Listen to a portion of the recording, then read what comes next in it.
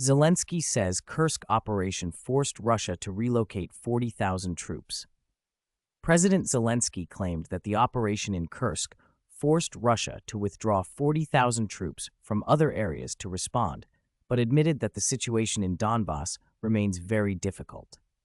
The operation in the Kursk province forced Russia to transfer 40,000 troops from the front lines to this area.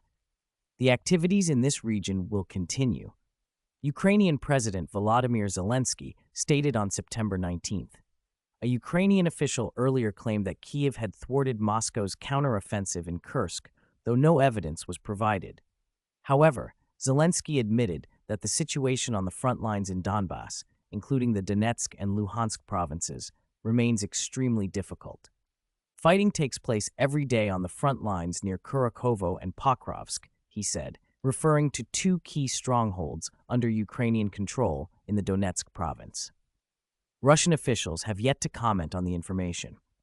Ukraine launched an attack on the Kursk province in early August to divert Russian forces from the Donbass region, where Moscow has steadily advanced and controlled several settlements in recent months.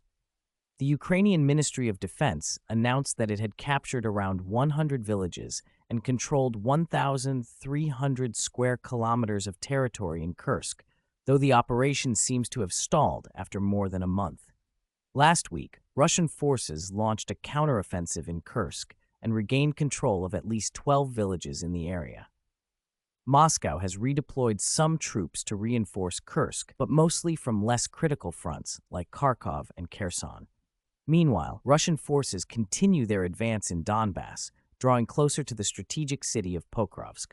On September 19th, Russia's Ministry of Defense announced that they had taken control of the village of Georgiyevka in Donetsk province, the next step in their push toward Ukraine's stronghold in Kurakhovo.